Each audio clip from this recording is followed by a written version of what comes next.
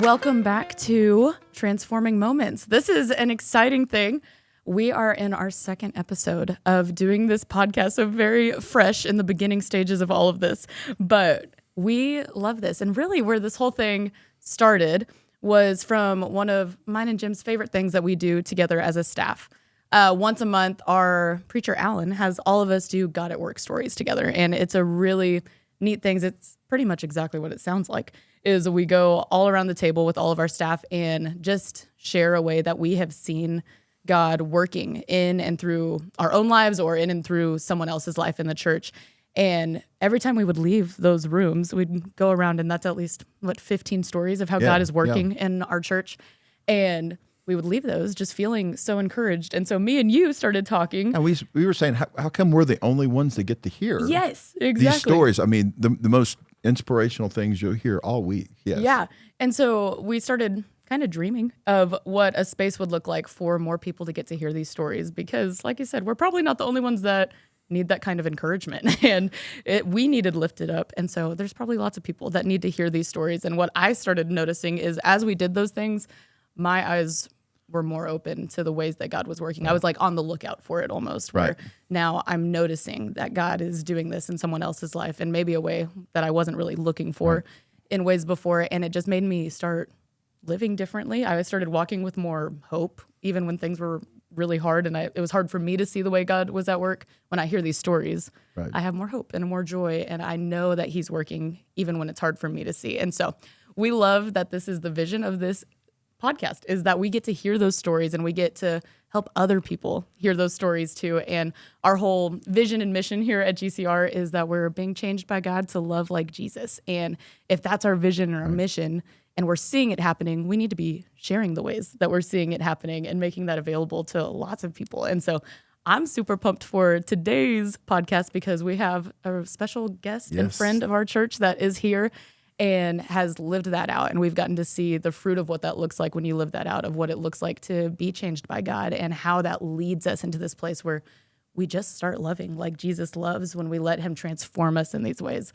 And so today we've got Josh Ross here on the podcast, and he has lived this out, and we're going to get to hear more about his story. We've both enjoyed reading his book, Scarred Faith, which came out, is it over 10 years ago now? Yeah. We're a little late on we're not late promoting, but you should read this book. It's awesome. There's a second book called Scarred Hope. Is that correct? That's correct. With your mom, that you wrote right? with your mom. Yeah. Also awesome. Yes. So 10 years late on the promotion, but go read these books. That's okay. They're really awesome.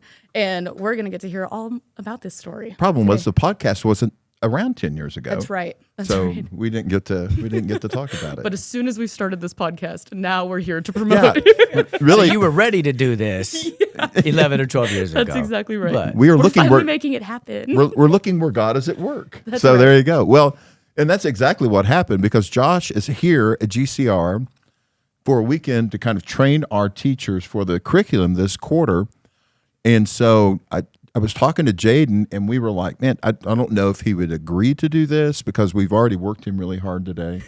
And but man, we're thrilled that you're going to join us in this well-established podcast that we have, Yes, our second one. So anyway, I was going to say, what a great honor this is. So we're thrilled that you're here. And talking about transforming moments, one of the subjects we wanted to kind of dive into was, when we think about transforming moments, many times we think of the good things that God does, but sometimes God transforms us the most through suffering, hurt, pain, difficulty in life, and when things don't go as planned.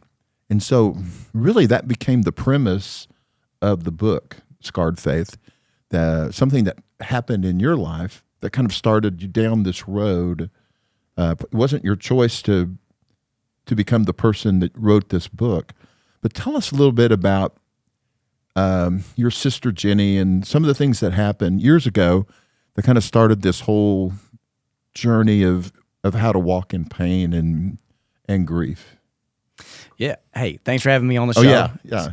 So glad to be here in Midland and grateful to be at this table with you. I wish you the best of luck with the podcast. So grew up in Texas, born and raised here, 27 years old. My wife and I relocated to Memphis I don't know other way to talk about it, but we just felt the call of God to go and live in a new place, raise our family there, and we've loved it. So we were there in 2008. There was an ache in our soul after being there for about a year and a half that God wanted us to be a part of what was happening in the heart of Memphis. At the time, we were living in the suburbs. I am not I'm not an anti-suburban person, but we just felt like to be a part of how God was reconciling, redeeming, restoring Memphis, we needed to live in the middle of it. So cool. we had made it the week my sister got sick and went into the hospital. In fact, my last conversation I ever had with my sister, I called her to tell her, Jenny, we've made a decision to sell our home, and we don't know where we're going to live yet, but we want to relocate to an under-resourced community. And my sister gave me her blessing, prayed for us, rooted us on. And then she ended up getting sick for about 5 days with a high fever, which is, I mean, my family, like when we run fever, we don't run fever a lot, but we don't mess around with like 100, 101. Like we go high, 104, 105. Wow, yeah. But she'd been running 105 for like 5 days. So something just didn't seem right. So she went to a clinic, was tested for flu. She really had strep throat, but wasn't treated for strep throat. So after 5 days, she went to a clinic. They checked her blood pressure, said, you've got to get to an ER right now. She went into the hospital on February 3rd of 2010, and on February 18th, she passed away. So it ended up being, she was suffering. By the time she got to the hospital, she was in full-blown septic shock. So she had a husband, a 9-year-old daughter at the time. And just for 18 days in the hospital, I mean, it was just up and down we had a prayer movement of 20,000 plus people, over 200 churches.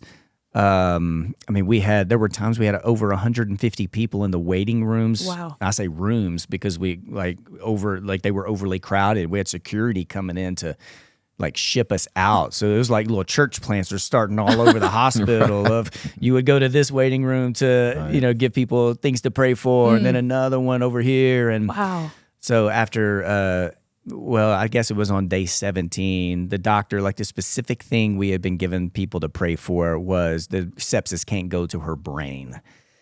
And at this point, she'd already had her legs amputated, but we were like, we'll take a healthy Jenny with a mind that can work over a Jenny who's not here anymore. So, man, if she has, prosthetics or whatever, we're going to make that work. But the sepsis, it went to her brain. So there a lot of really cool God moments that happen, all of that, but also just a ton of suffering and questions about how does prayer work? Because apparently prayer is not how many people do you get to pray? Yes. And then when you hit a quota, God's like, well, I guess I better respond now. So apparently that's not how prayer works.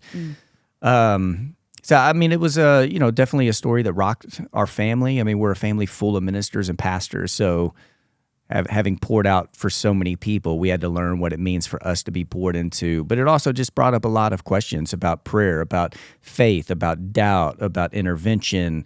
So after about a year, it developed what started as a journal developed into what we now have as Scarred Faith. Right. Well, when you enter that world, there is all kinds of doubt, right? There's hurt, there's pain.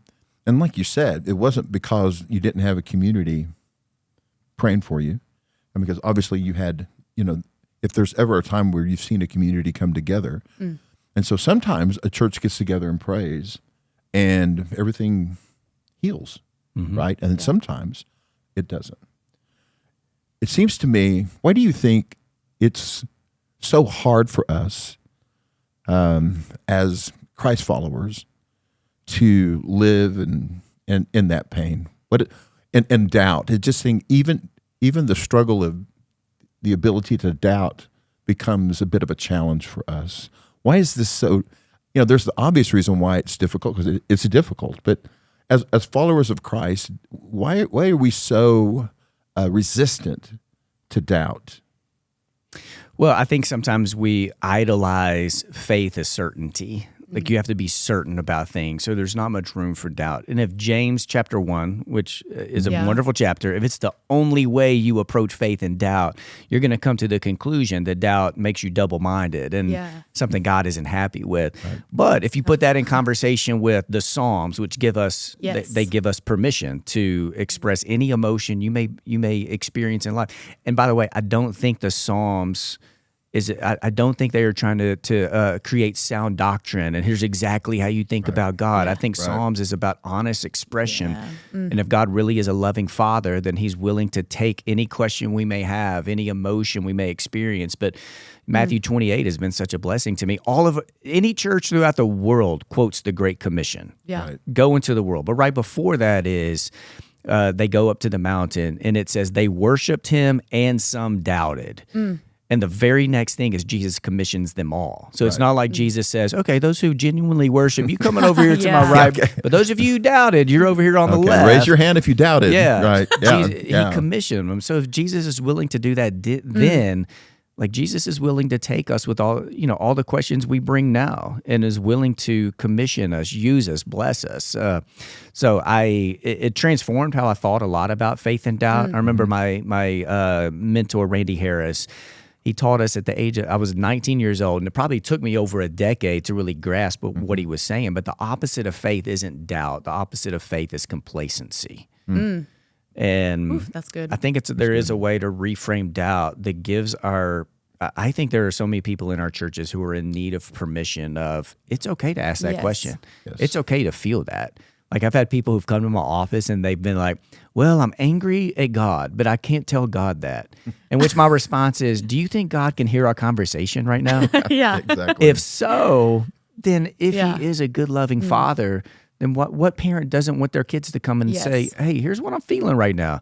I feel disappointed. I feel like you've let me down a little bit. Now, God may poke back a little, but I think Job and the Psalms and even coming before Jesus I believe, but help me overcome my unbelief. Like these are places that give us permission to bring our pain. So for the church, I think, and those of us in church leadership, we can't ever approach people who are in the valley or in the pit and say, or approach that as if my goal is to get you out of that pit as quickly as possible. Instead, I think a much better approach is, you may be down there for a little while, and I am willing to get down there with you. I'm willing to step in it. We're willing to step in it. This is incarnational ministry at its best. Yeah, because I think I've had moments growing up where I've felt like who God is he's the God that pulls me out of the pit, and I've gotten to see that in my life before, where I've seen God bring the healing that was prayed for, and I've gotten to see these miraculous things happen. But having to shift that idea of sometimes it's, and maybe all the time, really God getting into the pit with me and what that looks like and how different that is. And I've just wondered with you, like, how have you experienced that imagery more through this, and has that changed the way that you approach God in different ways? Yeah, no. So I mean, a couple of things in response. I mean, Jenny's death. So I was 29 years old when she passed away. So I was 29 doing a funeral for my 31-year-old sister.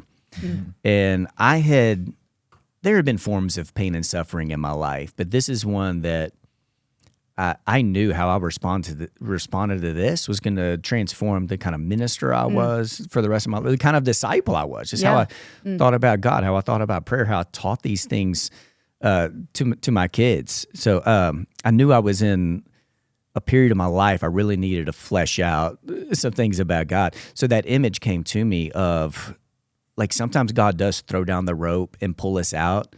But what we see in and through Jesus is God is willing to climb down the rope and get down with us in the pit. Good. Yeah.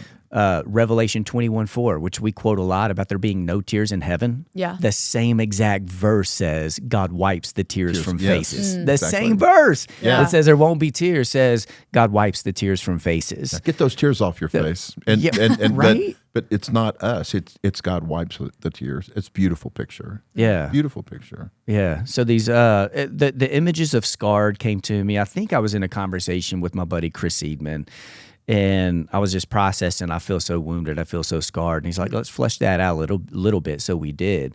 And one of the images of Jesus that I think I would say restored, maybe even resurrected some of my broken faith at the time was Jesus when he rose from the dead. He was risen. He rose with scars. So he shows them the scars in his hands and the scars in his feet. And I just kept playing with that a little bit. And look, here's the thing. All right, we've all experienced wounds before, and a scar is a healed wound. And a lot of times we don't ever let our wounds become scars because we keep picking at them. We poke at them. We don't let them heal. And this is true for physical scars, but I'm thinking even emotional, social, spiritual. A lot of times we don't let them heal. What is also true is every scar we bear on our bodies has a story that goes with it. Like there's not a scar either of you have right now that you would be, I don't know how that got there. Well, it got that you fell off a bike when you were young or you hit a fireplace or there was a car wreck or a C-section. Like these, like we have, every scar we have, it has a story that goes with it. So a couple of things. One, do we believe that God has the power, the grace, and the love to redeem any wound and to help make it a scar? And do we believe that every scar that we bear somehow has a story to tell about the faithfulness of God? Not that God's going to make it everything, all the scars right on this side of eternity, but that scars can be redeemed. So for me, it was a year journey, and I call it kind of I never quit believing in God. And maybe you've been in this place before where I never quit believing in God, but I knew I had to process how what prayer was going to look like for me. My temptation was this: it was to become a deist, where you believe God wound up the world and one day God will come and set it right, but God's not involved now. So am I willing, even now, I was in a conversation this past week with a dear friend, pancreatic cancer, and how he's talking to his kids about it.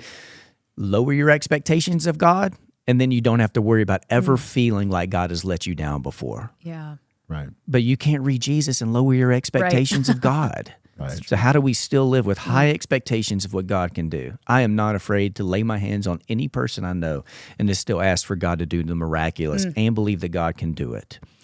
So I want to live with a high expectation of what I believe God can do. So believe for great things, but also be willing to get in pits with people through suffering. Well, that's you may have answered the question I had on my mind was, one thing that's a real challenge for church leaders is that we need to create a church. And I say, hopefully we can create GCR to be a place for people with doubts and hurts and wounds.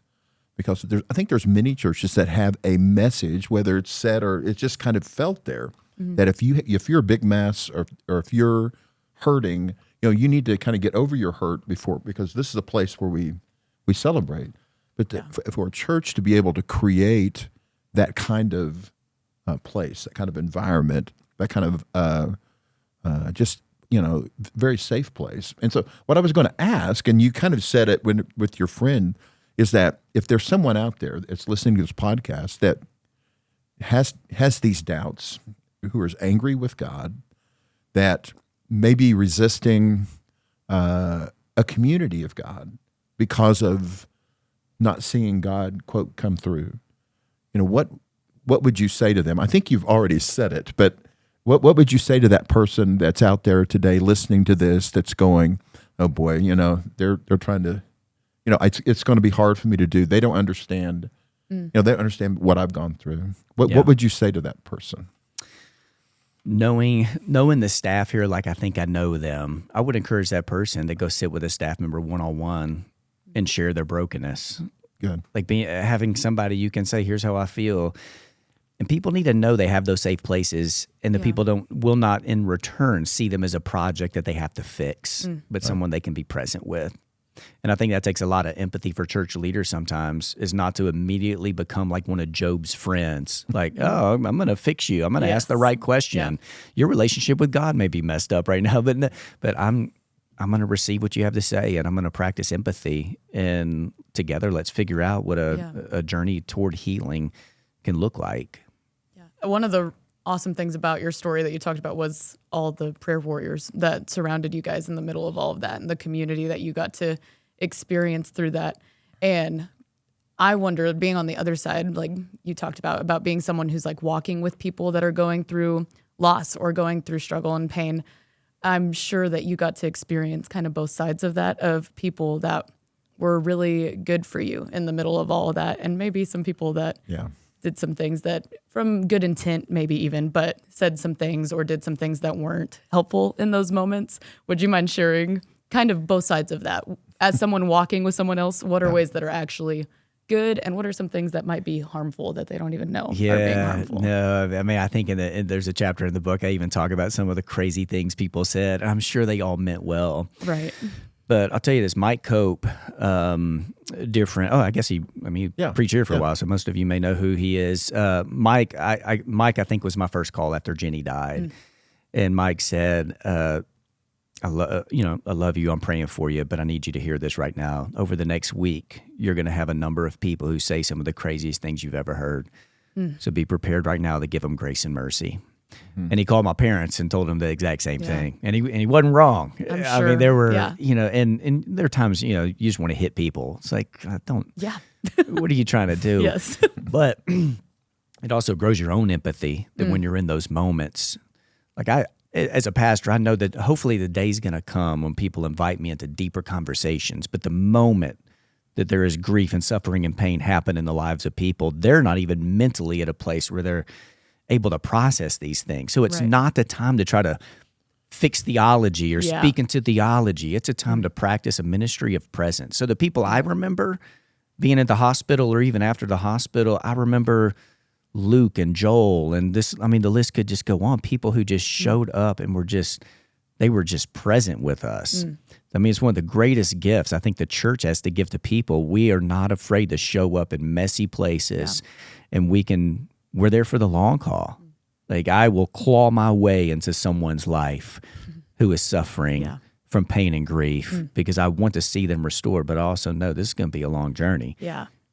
Josh, we've spent time talking about, how you process that hurt and how the community processes it, and how it's so important for us to find those safe places. And, we have to understand that whenever we enter these really difficult places that these things don't happen to us just so we can survive what has happened to us, that there's still a transformation that takes place after. And so one of the things in your book that I just found fascinating was, because it's so Christ-centered, is that sometimes as Christians, as Christ followers, we try to really avoid broken places. It for me, growing up in the church and being in ministry for so long, many people live their lives trying to avoid any kind of suffering at all, or pain.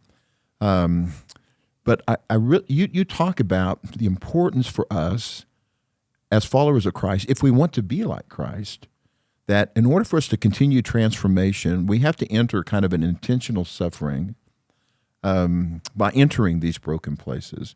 You talk about that. And so how did that kind of work with you in your life, from what you and your family experienced, to be able to take that experience to say, we're going to live this out in these broken spaces around us, and kind of that's how you redeem, if you will, the difficulty that's in your life. That's how God uses it to bless. Tell us how that happened for you and the importance of that for followers of Christ.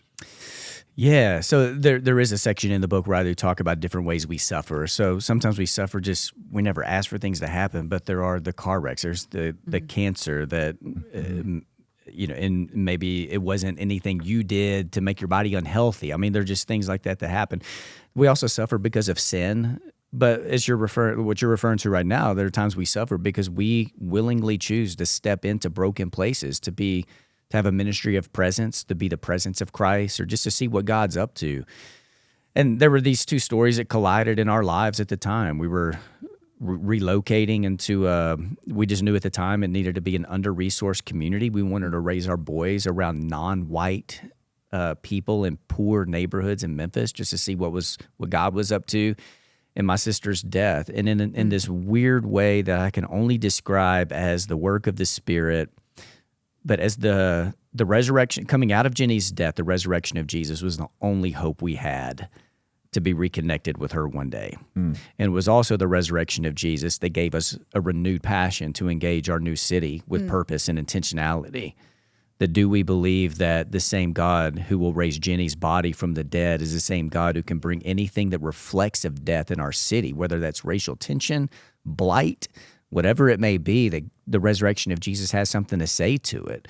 So in this weird way, my sister's death gave us a passion to engage our city and to move forward with our commitment to love our city with even greater purpose. So it took about a year to sell our home. If you remember, there was a housing market that wasn't nice to a lot of us. Perfect time, right? Back in 2010, 2011. So we sold our home at a time that nobody probably needed to try to sell a home. And for 12 years, we lived in a under-resourced community. And we were really careful. We felt like God made it, like almost gave us a warning when we did it.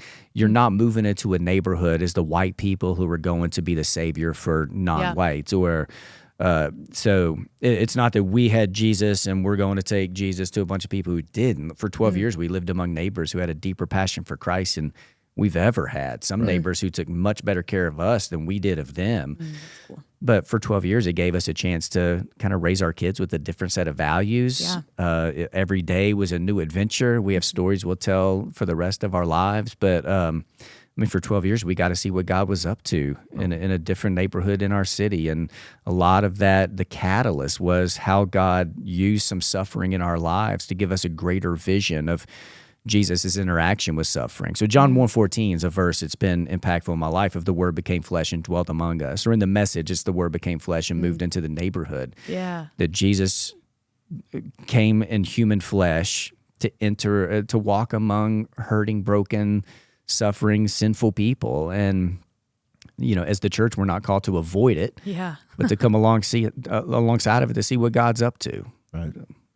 Yeah, I love that. And especially thinking about if our whole mission is to love like Jesus, then is that just to love like Jesus within the walls of this church? And how important is it to step into these broken places, even when it's not comfortable for us? And I think we can even get caught up in, if I don't step into those places, maybe that's not happening, you know? Yeah. And so I love what this church is doing with our ministry partners and things, and getting to step into places that feel uncomfortable because you just don't know what it is until I love the ministry of presence that you keep bringing up, that until you're in that place, you don't know what that's like. And I love that part of your story is if you wouldn't have gone through all the things that you went through with your sister, there is an empathy that you gained from that you get to take into these places that you wouldn't have had to have, or you wouldn't have had before that I think is really beautiful.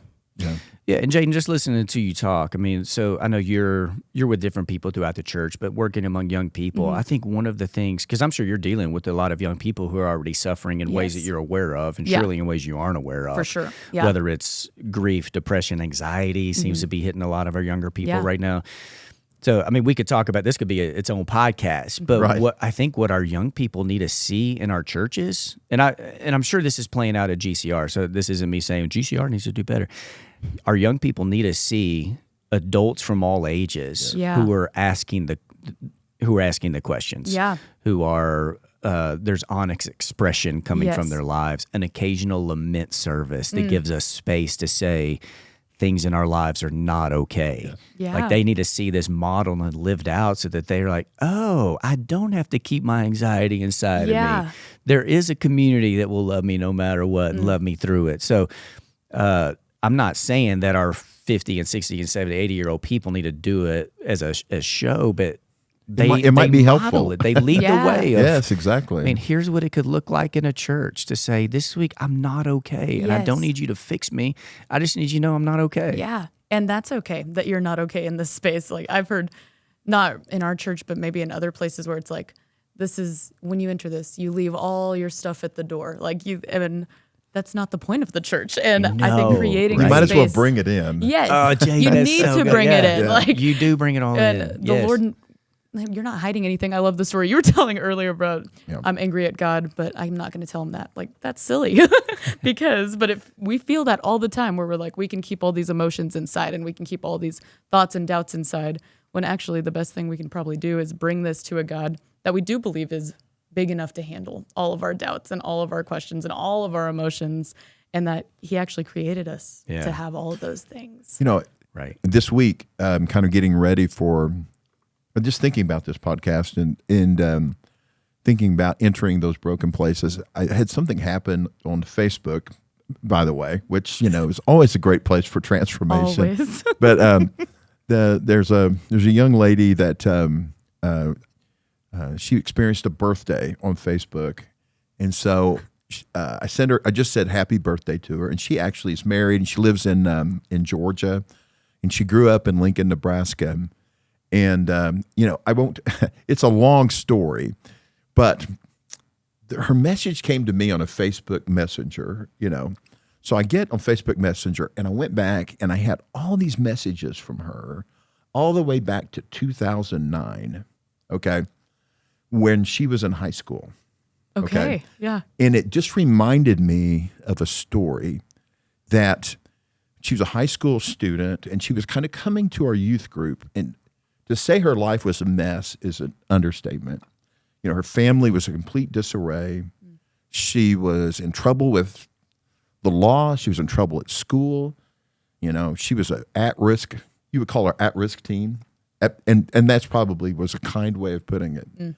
But for some reason, my wife was like, we're going to help her. I was like, oh, it's like, because and she was friends with our kids, like Kristen, she knows she's really good friends. She was in this girl's wedding.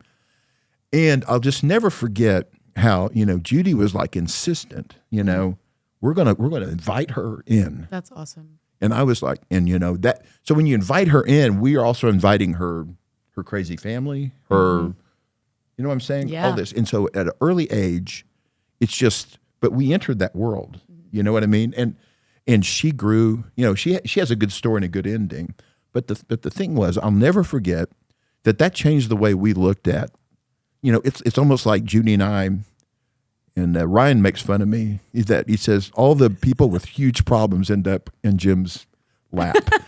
And so, but I think that's where that comes from, is that we're always looking for, the people the ones that have the bags of stuff. Yeah. And in those places is where, now there's really bad stories that happen too, where it doesn't work out. But I was just reflecting for me, all my years of ministry, some of the greatest transformation I can remember was entering those places, intentional. I should say I was associated with someone who entered that place, and therefore I entered with her by the covenant of marriage. Thank you, Judy. That's no, awesome. exactly. Right? But she brought us in. But man, what a great story. And how much easier would your life have been if you didn't do that? But well, that was the thing to go back and see. What? That's 16 years. Is that right? Am I close? I'm looking at y'all like It's 2025, which is crazy. It is crazy. So in 2009, that is right math. But a 16-year history of messages from her. What a powerful witness of God. And the transformation that both of you guys got to experience through. Absolutely. It was a great reminder. Yeah. Great reminder. Well, you wrote the book and years ago, and you've written a second one. But, now it is 2025. So where you are now, I mean, is there anything, how is that, did you just kind of write the book and you said, okay, well, I experienced that and you moved on? But obviously that pain, that hurt, that grief stays with you. And also how have you, as you look back, even what you wrote the book, I mean, is anything really has changed? How has your view changed over the years, or how has it been affirmed? Man, Jim, I mean, it's a good question. And since then, I mean, I've written on pain and suffering a few times, so I don't know how much of my theology has changed since then. Maybe it's been affirmed. My experiences probably have changed a little bit. I've needed to fall back on some of the truths I wrote about in Scarred Faith. Just when I think, like, my mom's now on her third bout of cancer. I mean, just the suffering or the funerals I'm involved in, even the relational pain with a lot of people. I mean, there are just some principles from that season of my life that have been so helpful. So, I would probably have to go back and reread the book cover to cover to see. But it was a gift back in 2019 when I asked my mom if she was ready to write kind of part 2 with me. She had, she had had her marriage and family therapy practice and grief practice for over a decade in 2020, 2019.